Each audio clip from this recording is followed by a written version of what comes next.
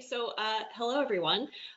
Huge thank you to GRIMMCon for having me. Happy to be here. The speakers are amazing, so I'm just happy to be here. So I think my topic might be a little bit different today from some of the technical type stuff. I'm going to be talking about integrating behavioral analysis techniques into cybersecurity programs and sort of talking about implications of behavior and what it means to different teams so let's go ahead and get started. Okay, so by day, I'm a security architect at IBM. I work in the CISO's office for the Security Innovation and Remediation Team, or SEER, as we call ourselves. By night, I'm an adjunct professor. I'm also a doctoral chair, so chairing doctoral students. I do have, as mentioned, 2 doctorates, DSc in cybersecurity, where I focused on studying vulnerability scoring and vulnerability chaining. And so for another day, if you'd love for me to just like talk for hours about vulnerability scoring and vulnerability chaining, I'd be happy to do that too. And then the Ph.D. in human factors, I was studying still vulnerability chaining, but from a terminology aspect. So understanding how vulnerability chaining, the phenomenon of sort of how we remediate vulnerabilities, how we view vulnerabilities in combination, whether or not we do that, if that's a phenomenon. My dissertation was just published in ProQuest. So again, if you have just several hours to waste reading a really long document, it's on ProQuest if you're interested. I do come from a background in IT operations. I was in IT ops for about 12 years, 11, 12 years before I moved into security about 3 years ago. And part of what we're going to be talking about today is why I made the shift into cybersecurity from IT.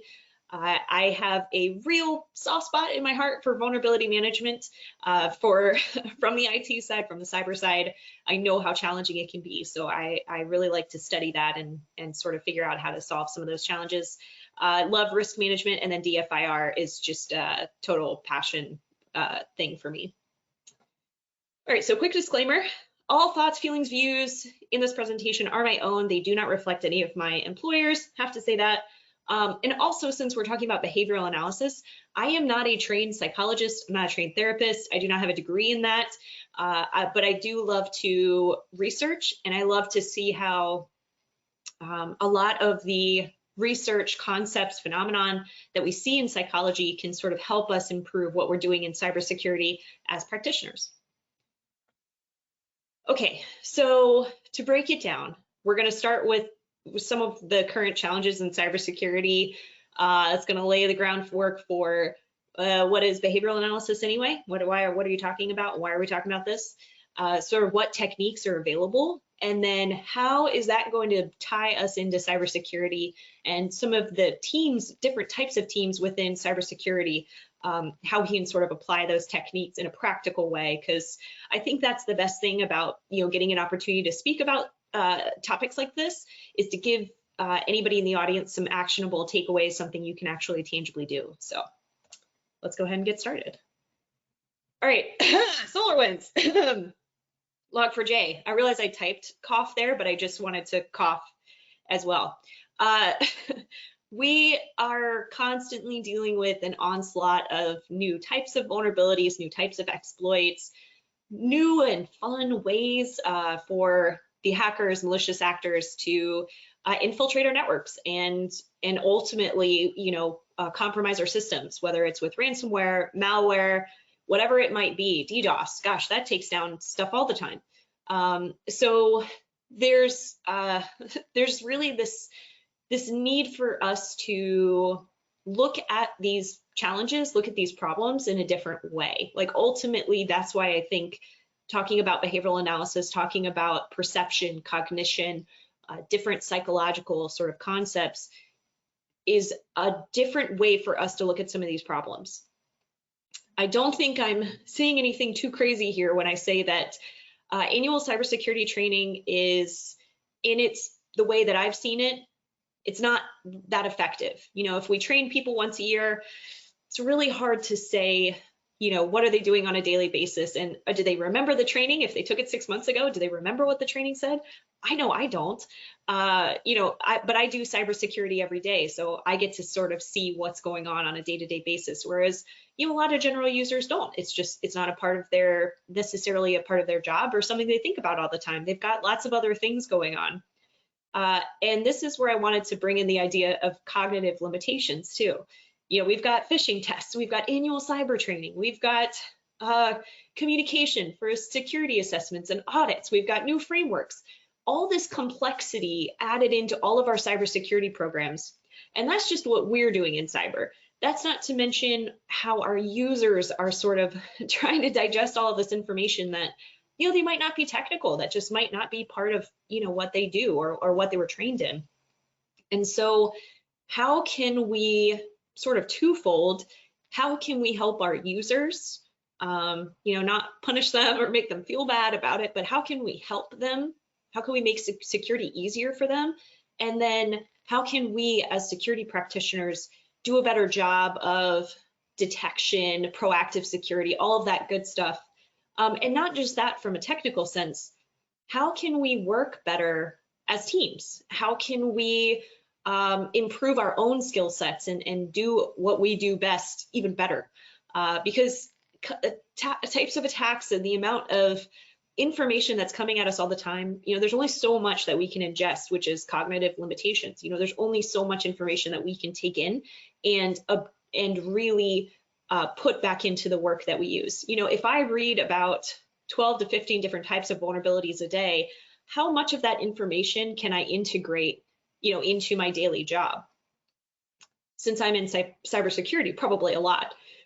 But how much would an average user be able to digest that information along with all the other things that they need to know for their own jobs? It gets sort of difficult. So with that, what is behavioral analysis? What are we talking about?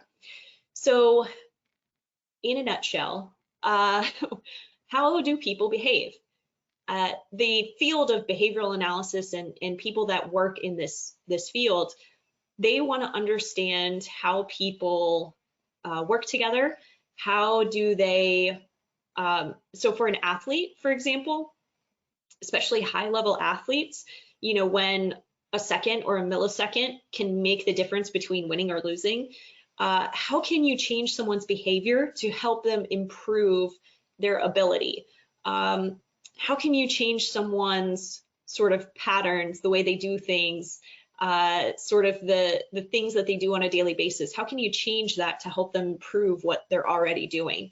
Think about having like a bad habit, like biting your nails or something like that. Like, how do we change that behavior so that you're not always biting your nails? That's like a really nice, easy example of behavioral analysis. And people who do this as a profession and as their daily job, they have to really be able to look at physical, emotional, these sort of really biological things that a human is doing. And I think one of the reasons why I think this is such an important topic for cybersecurity specifically is that sometimes we lose the human in what we're doing. That people process technology concept that we're always talking about. We don't always talk about people as human beings. We say users or administrators or analysts or malicious actors.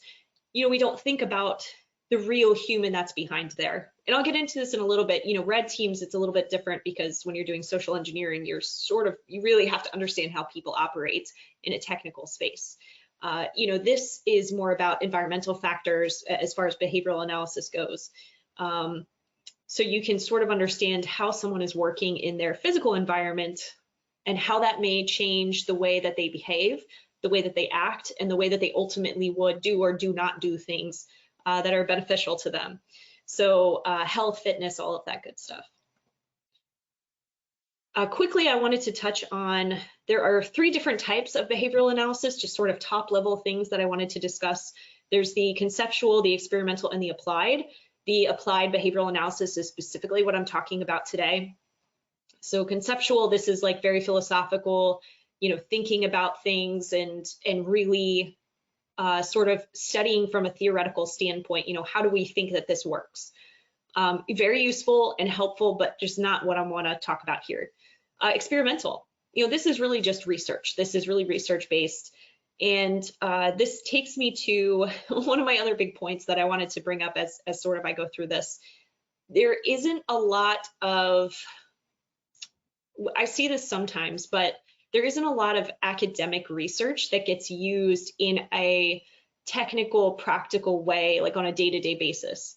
I use research because I, did that with my dissertation and with, being a professor, but it's not something that I typically see people like, oh man, I want to read this academic journal, this computer science IEEE or ACM journal, that may have the latest research, in a practical or like a technical environment. And then here, when we're talking about applied behavioral analysis, this is really promoting behavioral change. So there are a couple of different ways that you can do this, but actually watching someone, how they behave, how they act, the things that they do that might be positive or negative impacts on their own life, and then how do you change that behavior? So like someone who smokes and wants to quit, how can you help them, quit smoking if that's what they want to do? So this is what I was sort of alluding to, this discrete trial training versus the natural environment training. There's a couple different ways that behavioral analysis, psychologists and therapists that they do this, that they help to change behavior in people. So one of the ways, this discrete trial training, you're really breaking down complex behaviors. So it wouldn't just be, it may not be smoking or something like that. It may be something rooted in something that happened in someone's childhood, or, like a fear of spiders or something like that. Like, I don't know, okay, I'm definitely scared of spiders. But yeah, so how do you break down that complex fear that maybe has been built up over years and years and years, but might be negatively impacting someone's life? So how do you reward someone? How do you change the way that they do things? Versus natural environment training, where you're not saying to someone, you need to change this behavior now, and I'm going to tell you how to do it.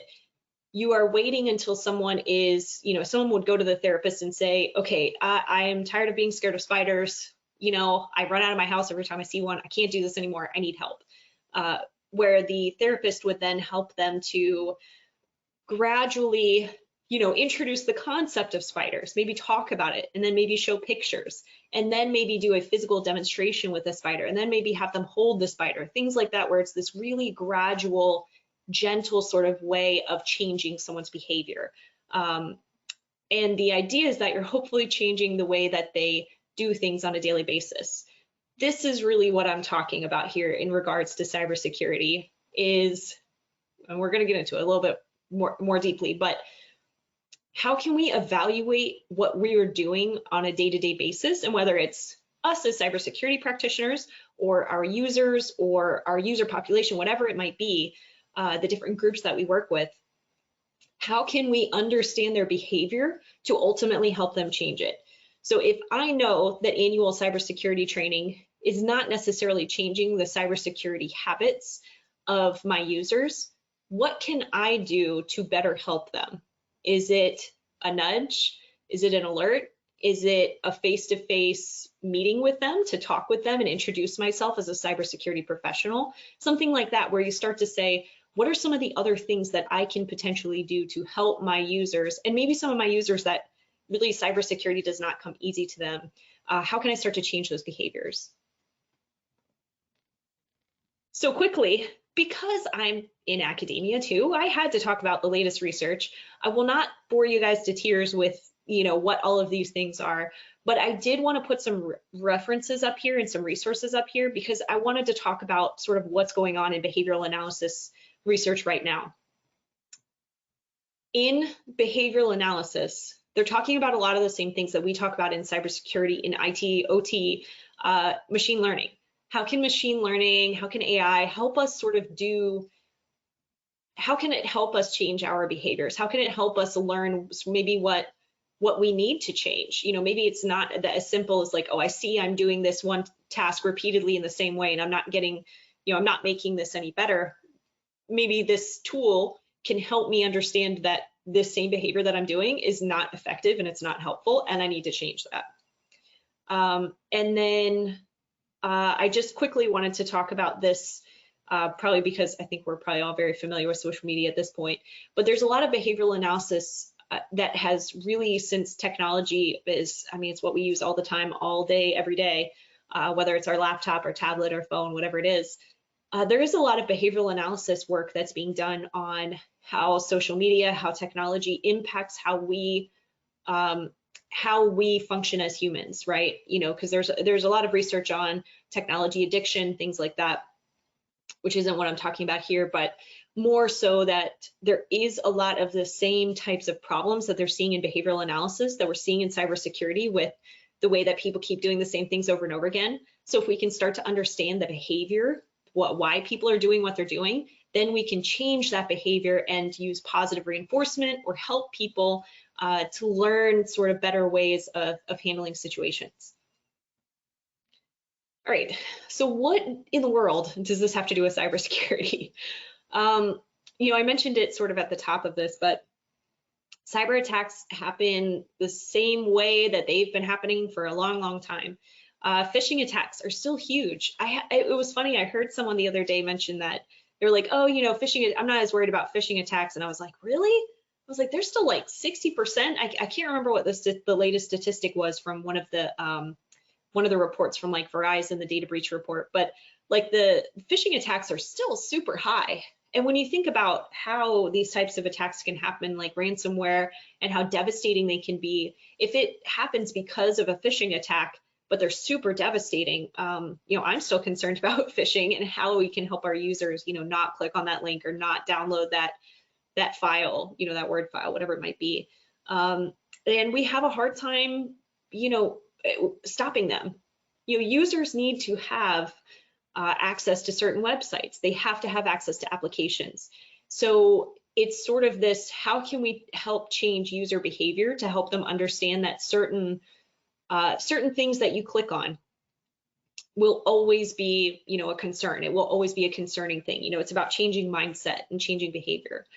You know, cyber attacks can go months or years without being detected.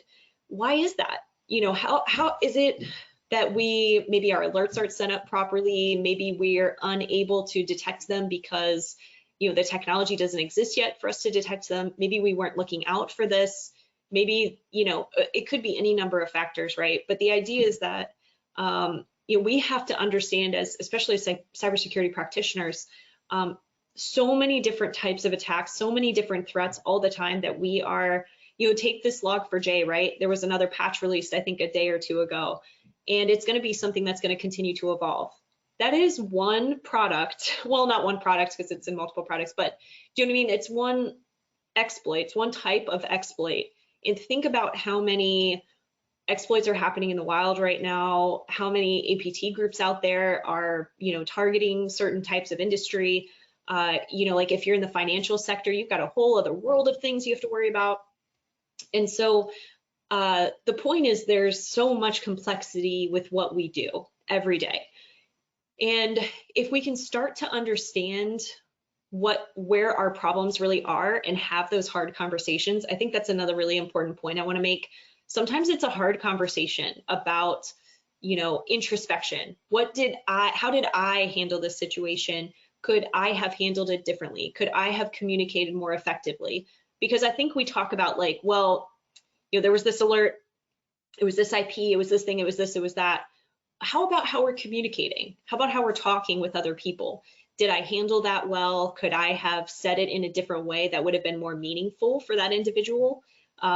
So sort of empathy, understanding, collaboration, all those things that sort of come together that can actually make us really more effective as cybersecurity teams. Because if we have certain behaviors or certain patterns of behavior, it could potentially negatively impact the security of a program. And I'm not just speaking about security practitioners, I'm speaking about anybody. If we have bad habits or bad behaviors or things like that, like let's say, for example, if I'm playing Candy Crush for 8 hours a day on my work computer, that's a pretty bad habit. And not just for me and my work ethic and what I need to be doing as an employee, that's really bad for the security posture of the network, because what if a malicious ad pops up on my Candy Crush game and I click on it? So, so I think it's about starting to help people understand that certain behaviors have security consequences. So I wanted to talk a little bit about a couple of different teams. I don't obviously have time to get into all of them today, but I wanted to talk about a couple. So as a blue teamer, how are we training habits into blue teams? So as someone that comes from IT operations, I have a very good understanding of how systems work together, what the typical day of an IT operations group looks like, an engineer or an administrator or an IT architect, infrastructure, whatever it might be. I sort of understand what the day-to-day looks like.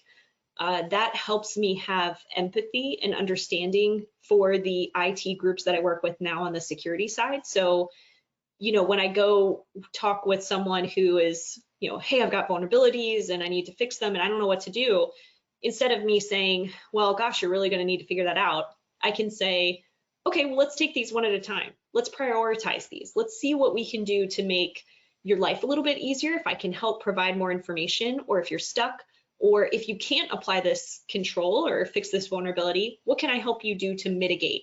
What can I help you do to apply some other sort of control, so that way we know we're at least adding some sort of security into your environment. So as far as behaviors go, having that empathy and understanding can really change the interaction between IT groups. Burnout. Burnout is another thing as far as behavioral analysis goes.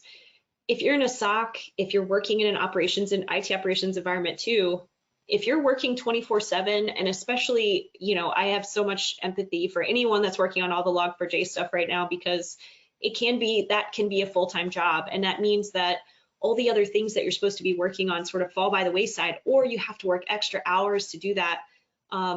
So how can we help to identify burnout? How can we identify the patterns of behavior that come with someone who is starting to get burnout so that we can help them? So how can I help someone who I see is struggling or I see is having a hard time?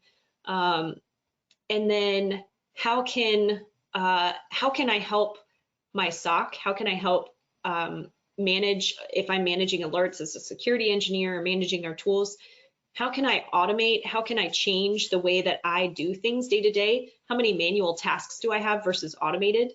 So how can I change the behavior of what we're doing as a team? Because if I see someone doing the same manual task every day, I'm gonna be like, yeah, we're gonna create a script, we're gonna automate that, we're taking that off your table, because that leads to burnout, that leads to people leaving their jobs and turnover, which is never good for a security program, especially if someone had a lot of knowledge specific to that role and it wasn't written down. That's never good for a company, so or a security team. So how can we start to change the way that we do things, even within our SOC, so that we can help the people that are looking at 5,000 alerts a day, or just constantly looking at network traffic? And so what can we do to sort of help them? And then red teams. I think a lot of people that, at least that I've met, that are ethical hackers, they do penetration tests, they do understand a lot of the behavior of users, but in the way that how can I exploit? What vulnerabilities can I use? How can I leverage what I have to create an attack? And then to ultimately, provide it to a blue team, or provide it to, a company and say, hey, here's your gaps and here's what you need to fix and here's how to fix it. But, does that include empathy? I don't know, maybe it does, but that's a question, right? Like, is that part of the behavior that we have? Or is it a technical exercise that I say, I'm going to test these 15 controls and see if I can get in. Okay, I can't get in that way. I'm going to try a different way. I'm going to try a different way. Is it a technical exercise or is it a human exercise? So I think as far as looking at habits, looking at behaviors, how are you looking at the network? Is it from a purely technical social engineering, like I just need to break in however I can?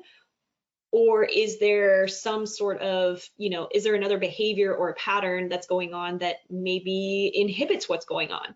If for example, like pen test teams, red teams that I've seen, they're so good at persistence. they have so much persistence, determination, the ability to just say, you know what, this isn't working, I'm going to try this instead. I'm going to try this instead. What if we could take that mindset, that determination, that persistence? Maybe that's a good behavior that we want to integrate into other teams. How can we take that good behavior and help other teams understand this type of persistence, this type of determination to get something done? So maybe it's a teachable thing. Maybe it's not a negative thing, but a positive thing that we can help teach to other people. So again, just another consideration, but for a different team. DevSecops. So, for a security engineer or anyone who's working with development teams, I think there's this sort of, it can be difficult to understand if you're coming in from a purely security perspective and you're coming in and working with a team of developers, what are the habits that are going on? What sort of behaviors have sort of been adapted or have changed over time within the development team? Do they have a lot of pressure on them to just get things done really quickly? Were they trained in security? Did they, even when they were going through, whether it was a university program or through training, was security taught to them? Were they taught to write secure code, or were they taught to write code quickly, efficiently, and get it done? So it's sort of that question too, I think, of what habits do they have? Is it the habit or the mentality to code securely, or is that something we need to help teach? So how can security engineers, if there is a DevSecOps program or something that's being developed, how can security engineers work with developers, product owners, vendors? How can third parties, contractors, consultants, how can they work with other groups to help them understand how to integrate security? And I think by understanding what their typical behavior is, what a typical day looks like for a developer, I think could certainly help have that empathy and understanding, figuring out what they're doing every day, so that way they can come in and say, you know what, I think this might be better for you. I think if we try this, this might be helpful. So that way you're coming in from the perspective of, hey, I'm watching you do what you do every day. I'm seeing you code every day. I'm seeing the projects you're working on, the teams that you integrate with, or sort of what your timelines are even. And now I can come in and provide, recommendations for you and your specific team, instead of just, hey, you have these vulnerabilities, fix them. So it's expanding that conversation using behavioral analysis. So what can I do about it? What can you do about it? I think the biggest thing is understanding that there are other tools and techniques outside of the technical things that we have. There's, besides Nmap or FireEye or antivirus or whatever it is that you have in your environment, there are other things that we can do to improve security within our programs and across different teams.